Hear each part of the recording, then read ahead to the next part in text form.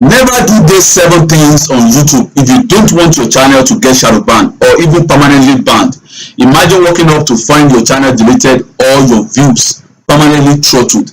This is happening to creators every day because of these 7 specific mistakes. If you think you are safe, you need to see the 3rd mistake. It is the one mistake that almost ended my career on YouTube. Stick around because fixing this mistake is the only way to save your channel's future. If you are new here, welcome to Ytech Consult. This channel is dedicated to helping small content creators to grow successfully on YouTube with practical strategies, channel growth tips, and other proven ways to grow faster without wasting time. If that sounds like something you want for your channel, go ahead and subscribe below, and don't forget to give this video a thumbs up. So let's get started. I know that many of you already know some kind of things that you can do on YouTube that can give you problem or that can get your channel banned, which is the common mistake. But I am going to give you some mistakes that most creators doesn't even pay attention to. So let's start with number 1, comment spamming. Yeah, maybe you go to another person's video. It's a normal thing for you to probably write on another person's video. Maybe you voice out your opinion in the comment section.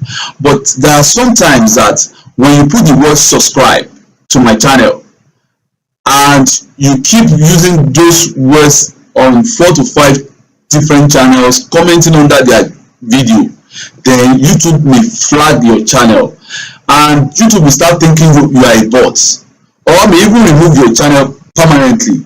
So if you, let's say you have a channel that is already doing well and you want to comment on another person's video, make sure you comment responsibly. Make sure your comment goes along with the video you watch. So when you started probably saying follow this community, let's build a community together, I have a channel, you can subscribe to my channel, or guys gather here and like my comment, something like that can get you into shadow ban, and most people doesn't understand this. Then the second thing is overusing hashtags. When you probably upload a video and you want to put the video into public, you have to write the description, the tags, and hashtags. Then most people think hashtags help a lot. It helps, but not like the description itself. So if you are using hashtags and you are putting over 60 hashtags, of course YouTube algorithm is going to ignore all your hashtags. The maximum responsible hashtags number you need to use is 15. But the recommended option that I will recommend for you is 3 to 6. But if you are using under 15, you are still in safe zone. But the best one, just use 3 to 6 highly targeted hashtags, and that's the best option. You can use your hashtags in such a way that you have a video specific hashtag, which is 2, your niche hashtags 2, and broad hashtag 2. That's all. 6 is okay. So but you can do like 10. But I recommended using 3 to 6 highly targeted hashtags. So let's go to number 3. You need to avoid accidental copyright infringement. Yes, you heard it. Not just copyright infringement, accidental copyright infringement. So what do I mean by accidental copyright infringement? You all know that if probably you copy another person's video, you download it and you just upload it on your channel, it's a penalty. You already know that. Or maybe you just remove something in another person's video and you upload it, you are going to get strike. Of course, you do that.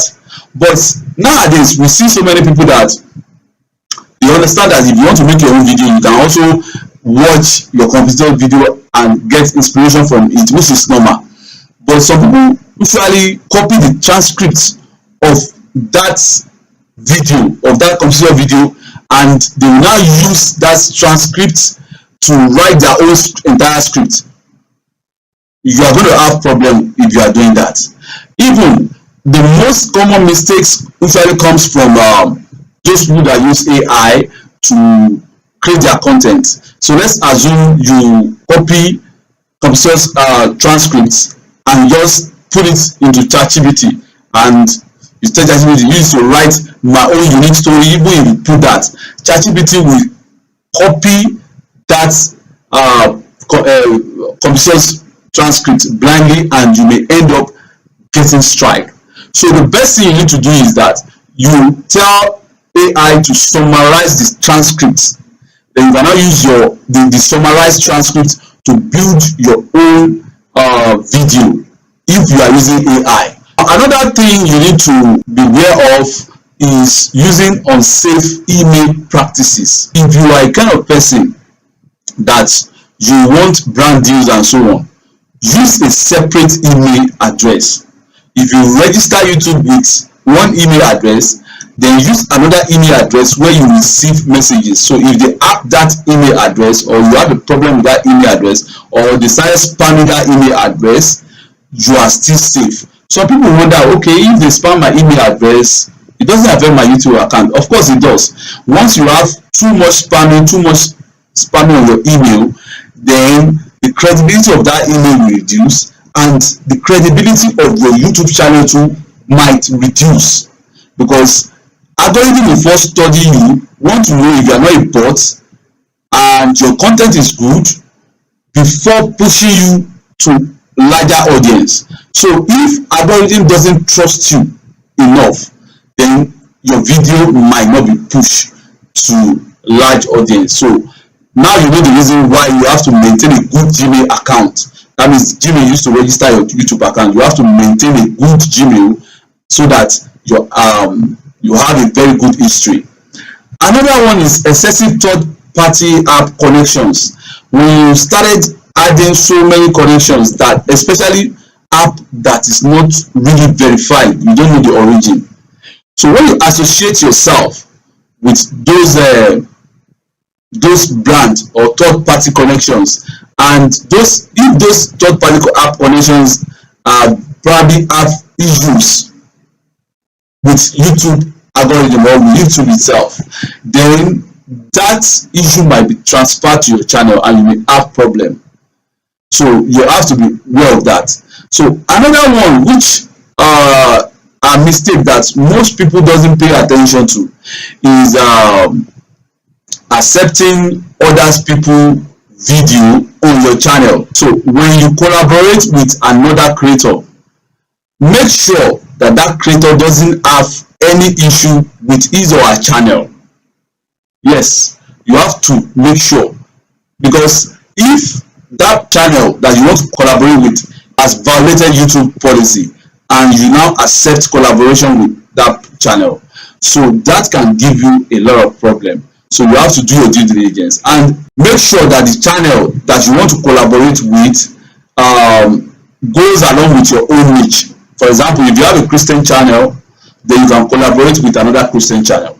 But if you have a Christian channel, don't collaborate with a true crime channel, or probably with let's say inspirational or motivational channel. The seventh mistake that people make or creators make that they don't even get aware of is start stuffing. Now this play a very important role, and I want you to listen attentively to me, because we are going to talk about description. Now when you are writing your description with AI, which most creators does nowadays, you write your description with AI, make sure you also go through the description yourself. Now you can write a prompt like, write a description for me on this also video. Naturally insert keywords or relevant keywords. Don't overuse it, and make sure the tags doesn't exceed 15, or the keyword doesn't exceed 15 in my description. So the best one is to have like below 15 keywords or tags. So now you may be asking, how does keywords relate to tags? Tag play a minimal role in video presence or video push, but they help to correct mistakes. Let's assume you use a keyword. Let's pick YouTube growth, and you inserted YouTube growth naturally in your description. You will also want to use it as a tag. So why using it as a tag is to correct mistakes, spellings. You know, YouTube growth might be written together, or it might be written separately, like YouTube space growth.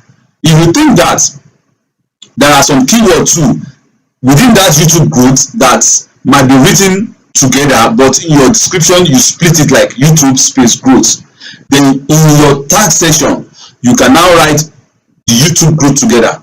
It's just like correcting spelling or correcting space or some other things. That's why they put tag there. So tag is just to complement the tag inside your description. So don't use too many tags in your tags box. So let's say if you have added like 30 tags, it means you have already used like almost 30 keywords in your description. That's what the algorithm would be thinking. So just make sure that use 10 to 15 tags. In fact, if your video warrants 5 tags, just use 5 tags or 5 keywords. So then every keyword you use in your description, convert it to tags, which is what I explained earlier, and put it in the tags box. Just 5, 10, highest 15. So how do you probably do your tags? You can pick what we call video specific tag.